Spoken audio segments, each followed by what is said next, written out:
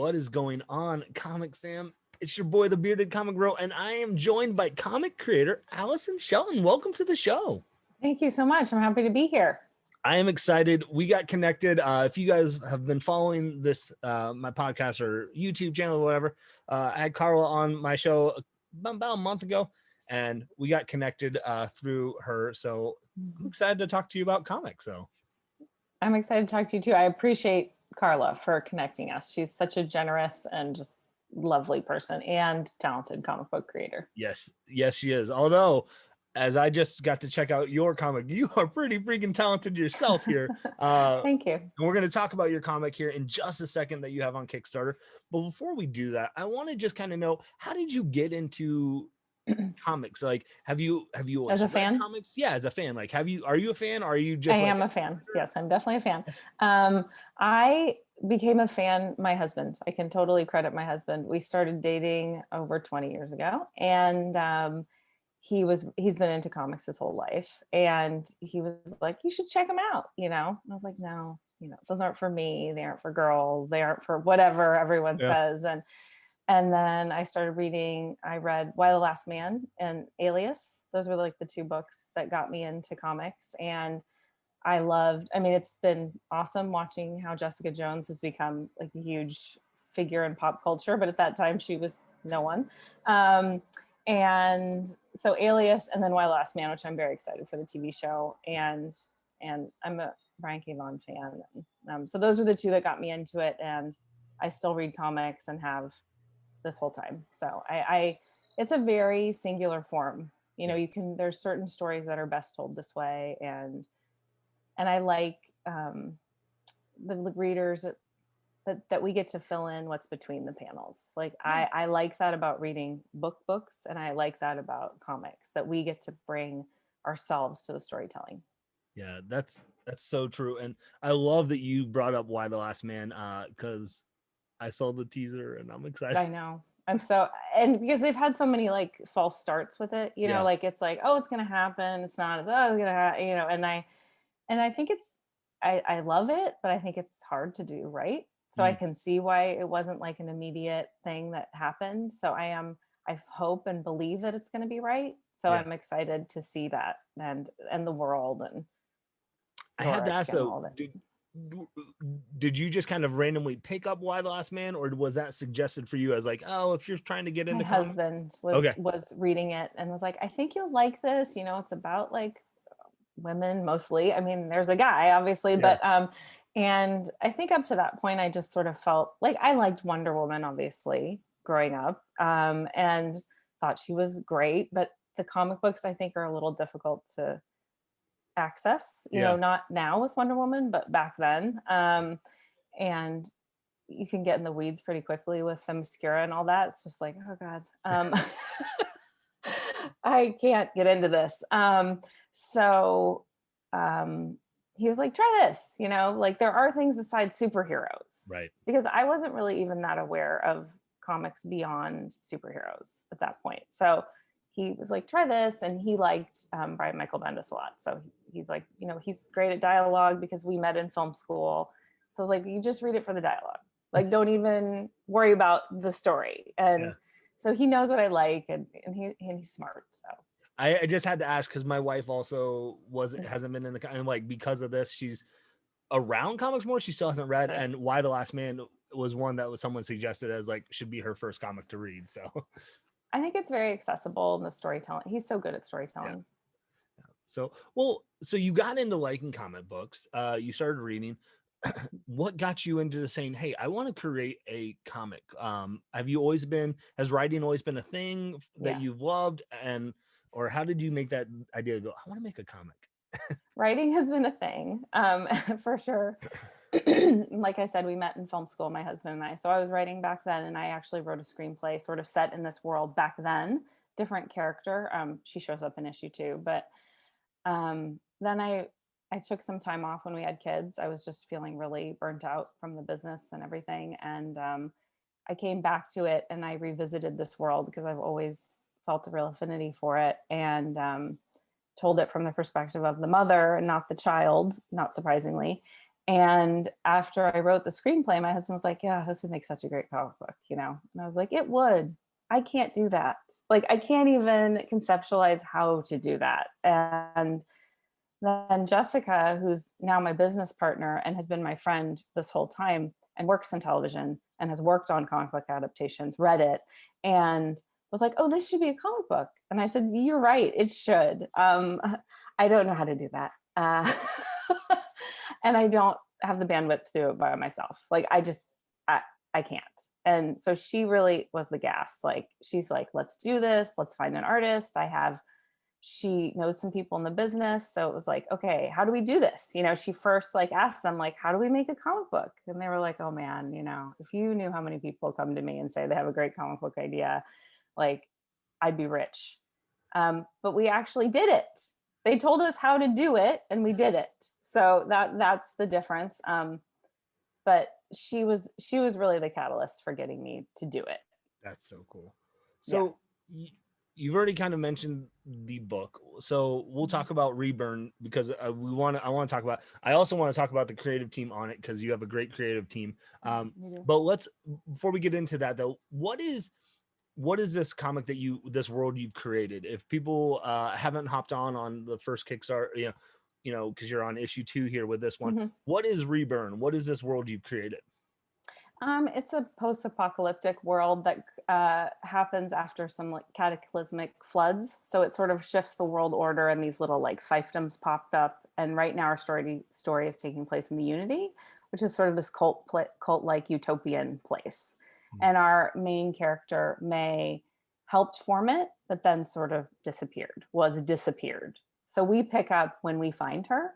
And she's been stripped of her powers and her memories. And now she's trying to piece it back together and find her family and her life and find justice and eventually take down this land that took her apart. So it's really about, we're not getting into the weeds with all the trauma and the sadness. We're starting off with like, okay, what do we do now? How do we burn it down? So it's fun. Yeah. I know it sounds dark. It's dark, but it's also fun, Right. Well, you can have that. You can have dark and fun still. It works. That's the goal. And I got to preview issue 1, and you're right. It definitely works. And I like how you just jump right into the world, like reading and going, "What's going on?" And but it's done in such a great way that you can tell the process of writing and storytelling is just very thought out for how you want to engage the reader and bring them in. Thank you. The world you've created. So that's the goal, right? Is to kind of hit the ground running and like, okay, we know it's going to work out. Speaking of Brian K. Vaughan, like what's happening at the beginning of Saga or Paper Girls or any of, it's like, but you figure it out. It all happens in a way that is pleasing to the reader. And that's the goal here too. Yeah. There's sometimes, and they work both ways. You've got the slow burn where it's like, oh, we're building up to it. And then you don't get to the end. But you're just like, drop you into the world. You're like, hey, good luck. And you're right. Like it works out because of how it's written. So that's a really cool. And if you have not checked out this world, gang, you need to for sure.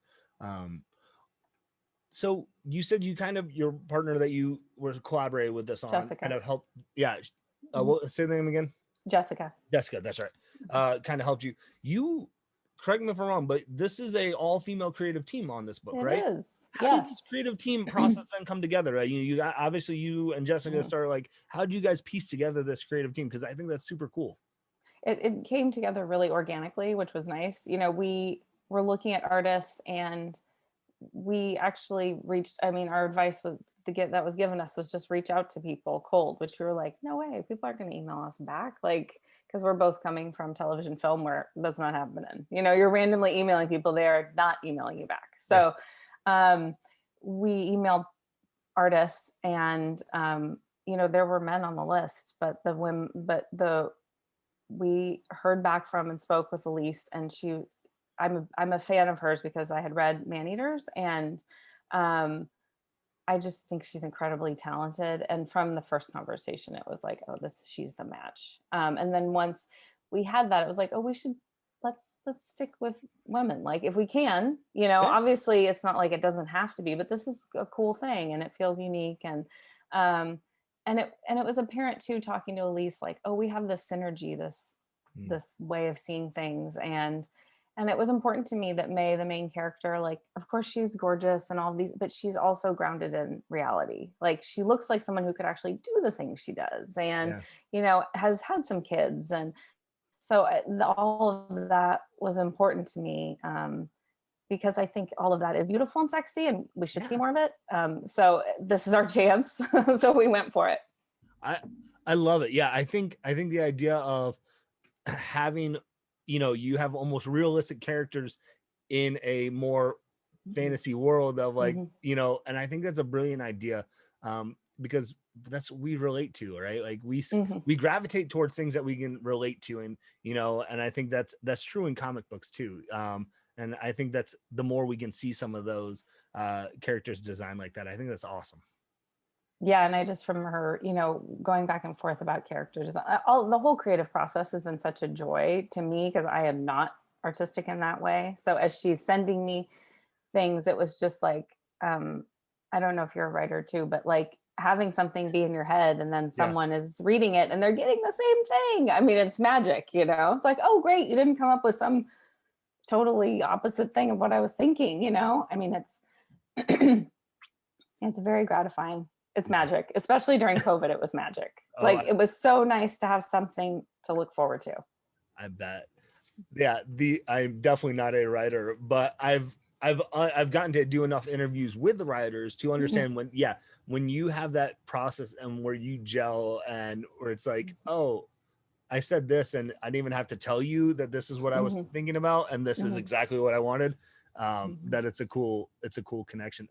Where did this idea come from for you with Reburn? Someone asked me this, and I said, "Where did it?" Because ideas are such like slippery things. Where do Right. they come from? I was interested in the idea of a woman who's the most powerful person in the world and what that feels like and how she's treated. Because I think it's probably not great. People are gonna want to use it to their advantage. And I think a lot of writers, a lot of us are attracted to the post-apocalyptic world because it feels like kind of possible, especially in times like now.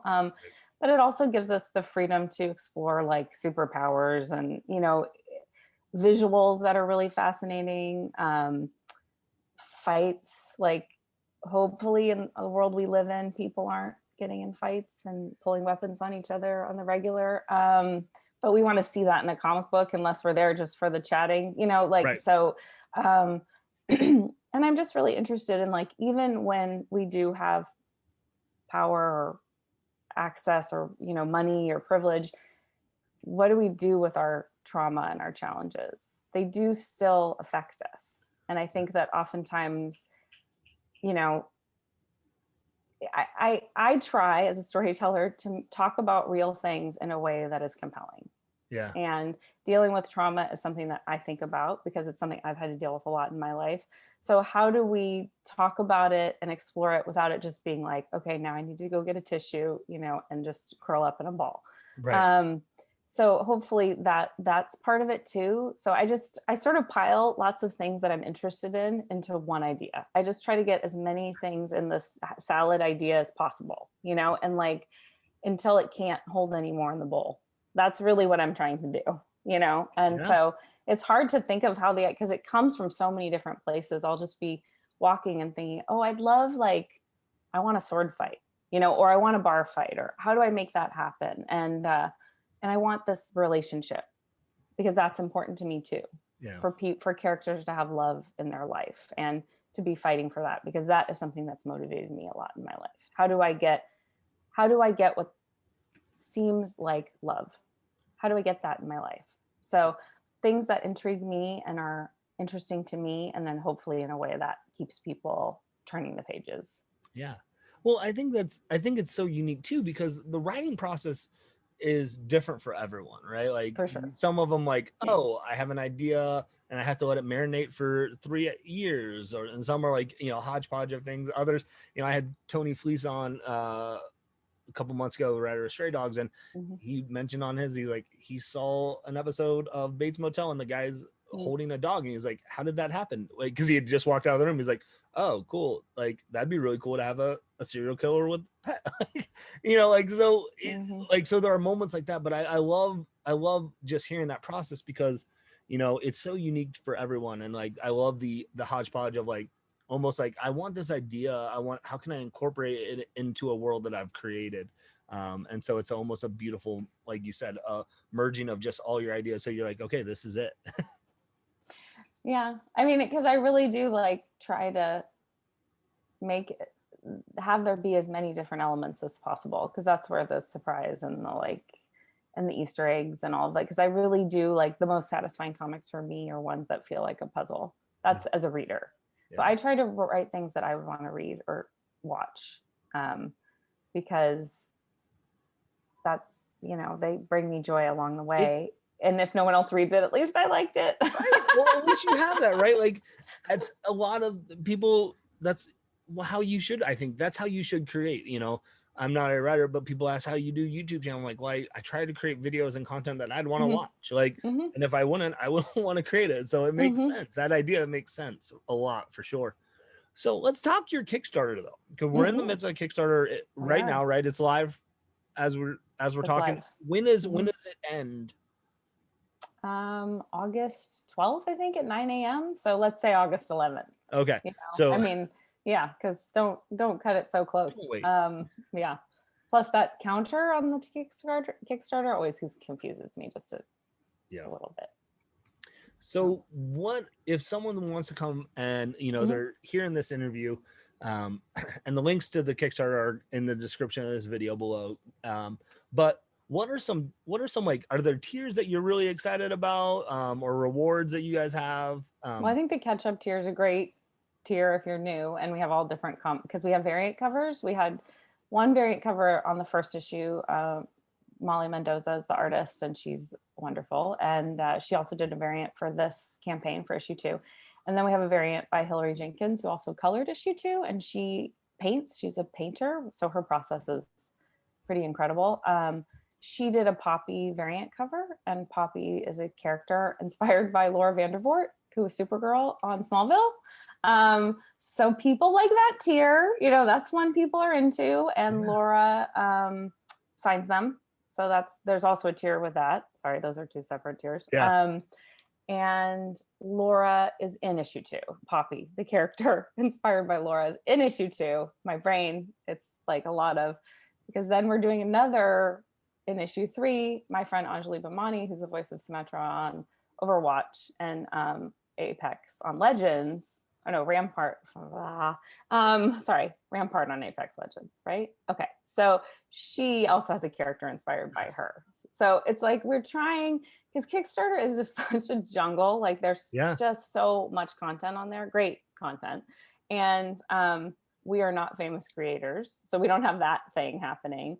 So we really tried to like, okay, who do we have that are friends who could help us out, who we want to get involved, and Laura and Anjali have been really helpful and wonderful, and they also happen to be incredibly talented people. So Elise had fun drawing them as these characters, and we were joking about it. Like Laura was saying in some conversation, like, I can't wait till people come up to me in a con, like in cosplay as Poppy, you know, like that will be such an amazing feeling, because they're all starting to do cons again. And so I think those are, for me, are the fun tiers. And we just unlocked a tier where everyone will get a book plate of Reverence, which is the character inspired by Anjali. So we are trying to keep it fun and also build out the world, because these characters are taking place in different parts of the world. So we're trying to, you know, we're just trying to keep it interesting and fun, and not, I mean, Kickstarter, like it is sort of like a show. Yeah. Like you have to kind of keep people engaged with it. And it's a lot of work. That's not about the work product. You know, it's not about the comic. But I also think it's an opportunity to engage with fans. And that has been really gratifying, like meeting fans and having them excited for issue 2 and what's going to happen. And that's the goal. And I think you can do that with Kickstarter, where it can be a little more challenging if you're going through stores and stuff. Like there's a lot more direct contact here. So I don't know if that answered your question, No, Greg, it but did. I think there are tears. Check them there are out. tears. There's a lot. Well, what's funny is, I was looking at the Kickstarter trying to get a vibe of the book and stuff, and I'm watching the video and I'm just like, oh, Supergirl's just casually in here promoting this book. She is casually in there. I was just like, because I think it's not until like 2 minutes into the video or something. I'm like, oh, Right. Laura, she's in this video. I was like, because I grew up watching Smallville. I was like, so I was like, oh, that's great. And I love that. I love that you have tears for, like you said, that she'll sign and things like that. That's cool. And that because Laura's fans are wonderful fans. Let me give a shout out to Laura's fans. They're very supportive, and our plan is to spin off her Poppy into her own book. That's a plan of ours, because it sort of just happened like on a whim, because Laura and Jess are friends. And Laura's like, I want to help you. Like, well, I have this character. I guess, we could make her inspired. That's the fun of being your own editorial and your own publisher. Like, let's make her Poppy. Let's make her inspired by you. And then it just kind of just kept gathering momentum from so game. And like you say, she shows up in the video. It's not even about her. She just kind of shows up to be like, hey, you guys, I'm super excited about this. And she's as like generous and kind as you would hope she would be from watching her on Smallville. That's so cool. Yeah. I love to see just the idea, and what I'm excited about, because I'm reading issue 1, to check out issue 2, and then it sounds like you have a vision for this world outside of just a couple issues. Like, do you have do you kind of have an how long you're envisioning this story? Is it an arc and kind of see where it goes, or are you like, we have a first arc, that we'll do, and we'll finish on Kickstarter. We're going to do our next REBURN 3 will be a supersized issue, so it'll be like 50 pages, take us through the end of the arc and get us to trade, because a Kickstarter is a lot of work. We're trying to figure out different ways to do it, so that's the plan with that. And there's more. I mean, the story can continue on. It's just like we have to take it 1 or 2 Kickstarters at a time for mental health reasons. So we're thinking about Poppy, spinning that off, and then coming back and finishing REBURN. That's on our horizons right now. And it's just like, it's fun. It's a lot of work, I'm not gonna lie, but it is really exciting and fun to be your own boss and to be able to say like, oh cool, Anjali wants to help out, like, and her book plate, I should have brought one in here with me because I have a sample, but it's just like each one, because she's taking place in the Citadel, which is the city part of the Unity. So she's got kind of like a Batgirl parkour vibe, so that's really fun. And then Laura's character Poppy's like on the plains, which is more of a Western, like the variant cover of her, she has a rifle that she just shot, it's like, so you get to do all these different things, and it's like, I don't have to ask anyone for permission. I could say to Jess, oh, what do you think about this? And she pretty much always says, sounds great. So it's just like, and she has ideas, and everyone can contribute and feel like they're part of the process, and it's joyful, and we get along with each other, and like, it's really, I mean, I think it'd be great anytime, but certainly during COVID, it was a sanity saver for me. Like, oh, I have a call with people to talk about creative stuff. Yay! Thank God. Yeah, I mean, that's why I started this channel, because I was missing going to Comic Cons and talking to creators and things, and it was a 100% a sanity on the mental health. And so, and I think real things like that, like mental health, and focusing on that and incorporating it into, how we deal with it as humans, as natural things, like, because sometimes it'll be like, oh, it's cliche, whatever, like we don't have, like, and it's, so I think it's super important that to have those elements of some real life stuff that we deal with into the book. So that's so cool. I mean, it's life, right? Like, we're all in it together. So it's, I think if we can give each other a little joy or hope or entertainment, then that's what it's for. And it was fun too, sharing it with my husband and my kids, and they'd be like, oh, these are the inks, these are the pencils, this is the color, it was, because writing is mostly a very solitary endeavor, and I can't really be like, hey kids, look at these words I did, they're great, right? But to show them pages, like, I mean, it's awesome. Yeah. It really is. And like covers, and it's I mean, and to hold the book in your hands, like when those shipped, and it's, I mean, it's really cool. Like I know it just sounds kind of like I'm saying it over and over, but it's just really, it's very satisfying. And to do it with a group of people that I respect and admire, it's, I mean, to think that I'm like working with Elise and hanging out with her, and as somebody who was a fan, that is, it's a really awesome feeling. And when people who, like Matt Medney, the CEO of Heavy Metal, he's a fan, you know, it's like, that's so cool. Like he gave us a quote for our campaign. It's like, it's just really great what you're doing. I respect what you're all, it's like, oh, that's, I mean, those, it's like, you have to take the victories as they come. Oh, You can't absolutely. get too concerned with like what is ahead. Like right now it's like, we made issue 1, we're making issue 2, people like it. They're finding us. And that's really the thing. That's so cool. Well, I feel like this is a really Yeah. bad transition because you just said it's not about looking ahead, but this is the part of the show where I always ask, do you have anything Let's else look on your ahead. docket? Do you have anything else ahead? Yes. Let's see. Well, I still do write screenplays, so I have one of those, and I was at the second round of the Sundance Producers Fellowship, so that was fun to just get any acknowledgement from Sundance. This is like an amazing achievement after being rejected by them a lot of times. So that was cool. So that's out there, applying and getting it out there. And then I write essays, personal essays, so you can find those in my links on my website, which is AlysonShelton.com. And you can also follow me on Instagram and Twitter at by Alyson Shelton, and Alyson is Alyson, just to confuse you. Or just think of Allison Hannigan, thank God for her, because she spells it the same way. So those are the main things, other than just living my life and trying to be a decent, like somewhat calm human being, which I feel like is a challenge sometimes, you know? Yep.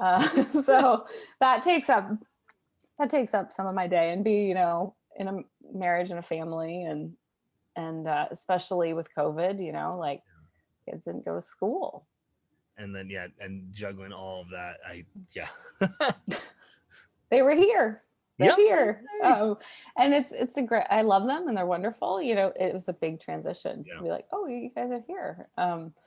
But we just wanted to stay as safe as we could too at the same time. Yeah, and all the links that you've mentioned are in the description of this video below. What's one, like, if fans are like, hey, I want to really stay up to date, are you mostly Instagram, mostly Twitter, or kind of both? Instagram's a better choice. I'm a little intimidated by Twitter. Well, and that's the thing, is sometimes people are like, oh yeah, follow me on Instagram and Twitter, but just I won't post anything on Instagram. So it's like, okay. Yeah, I do post on Instagram. I do post on Twitter. I post more regularly on Instagram. I have a newsletter you can subscribe to on my website. So I send that out like every 6 weeks or so to kind of let people know what's up. But Instagram's a great choice, and there's pretty pictures and pictures of my dog. Reels of my dog reading my comic book. That's been my new thing, because I don't want to put my face up there. So it's my dog with like headphones, or my dog with a laptop, or, you know, really serious content. That's awesome. Alyson, thank you so much for taking some time to talk about your comic. Gang, if you have not checked it out, go to this Kickstarter now after this interview and go support it. You're not going to be disappointed. We would love that. Thank you, Greg. Absolutely. Well, and with that being said, hopefully you all can find some time to curl up, grab a book, and nerd out. Please.